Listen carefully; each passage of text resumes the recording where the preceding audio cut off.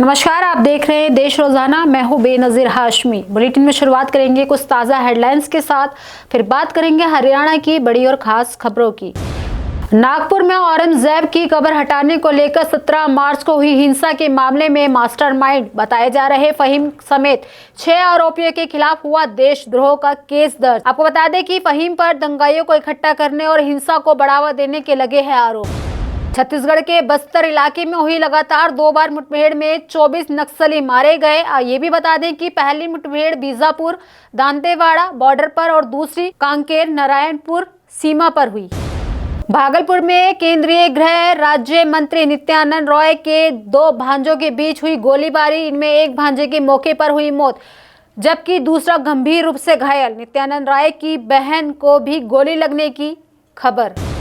जानी मानी दवा कंपनी एली लिली ने भारत में मोटापे और मधुमेह के लिए साप्ताहिक इंजेक्शन का किया लॉन्च। कंपनी को इस दवा को भारत में लॉन्च करने के लिए भारतीय केंद्रीय औषधि मानक नियंत्रण संगठन से मिली मंजूरी। लखनऊ में एसटीएफ ने फेक मार्कशीट बनाने का धंधा करने वाले 3 युवकों को किया गिरफ्तार। हाई स्कूल से लेकर एमए तक की मार्कशीट ऑनलाइन डिमांड पर बेचते थे, साथ ही स्टूडेंट्स को पास कराने के लिए करते थे अच्छी खासी वसूली। वहीं बात करें आज सोने के दाम की, तो सोना लगातार 5वें दिन ऑल टाइम हाई पर रहा। आपको बता दें जो आज 112 रुपये बढ़कर 88,761 पर पहुंच गया। इस साल 92,000 तक जा सकता है सोना। ये थी दिन भर की ताजा सुर्खियां। बात करते हैं हरियाणा की बड़ी और खास खबरों की। हरियाणा पंजाब खनौरी बॉर्डर पर पुलिस और अर्धसैनिक बलों द्वारा पत्थरों से बनी बैरिकेडिंग हटाए जाने का कार्य तेजी से जारी है। आपको बता दें कि बीती रात से ही सुरक्षा बल इस काम में लगे हुए हैं। साथ में भी बता दें कि हरियाणा पंजाब को जोड़ने वाला शंभू बॉर्डर 13 महीने बाद खुलने जा रहा है। सुबह 7 बजे से हरियाणा प्रशासन की तरफ से जेसीबी और हाइड्रा मशीनों को यहां पर बॉर्डर पर तैनात कर दिया गया है। वहीं इन 13 महीनों के दौरान किसानों की हरियाणा पुलिस प्रशासन के साथ कई बार झड़प भी हुई है, जहां इस दौरान कई किसान तो कई पुलिस वाले भी गंभीर रूप से घायल हुए। बताते चलें कि पिछले साल फरवरी में किसानों को दिल्ली जाने से रोकने के लिए हरियाणा प्रशासन की तरफ से सीमेंट के बैरिकेडिंग लगाए गए थे। ये बैरिकेडिंग इतने मजबूत है कि इन्हें हटाने में पूरा 1 दिन लग सकता है। संभव है कि अंबाला लुधियाना राजमार्ग शुक्रवार को सुचारू रूप से चालू हो सकता है, मगर इसको लेकर आधिकारिक पुष्टि नहीं की जा सकती। वहीं हरियाणा में हिसार एयरपोर्ट से शुरुआत में चंडीगढ़ और अयोध्या की फ्लाइट शुरू होंगी। बाद में कई और जगह की फ्लाइट भी यहां से जारी कर दी जाएंगी। आपको बता दें कि आने वाले दिनों में हिसार और सिरसा इंडस्ट्रियल इलाका बन सकता है। दरअसल शहरी स्थानीय निकाय मंत्री विपुल गोयल ने मुख्यमंत्री नायब सिंह सैनी की तारीफ करते हुए इस बारे में कहा कि सीएम सैनी ने ऐतिहासिक बजट पेश किया है, जहां इसमें सभी वर्गों का ध्यान रखा गया। वहीं उद्योग के लिए कई बड़ी घोषणाएं भी की हैं। बताते चले कि मंत्री गोयल ने कहा कि स्मार्ट सिटी और गांव के विकास को शामिल किया गया है। वहीं उन्होंने ये भी बताया कि हिसार एयरपोर्ट का काम पूरा हो चुका है।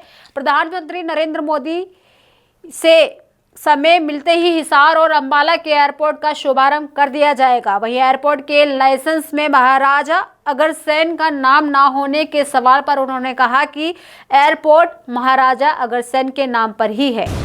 हरियाणा के पूर्व सीएम भूपेंद्र सिंह हुड्डा की सरकार में हुई पुलिस इंस्पेक्टरों की भर्ती में अनियमितताओं को लेकर विधानसभा में लगातार दूसरे दिन भी हंगामा देखने को मिला।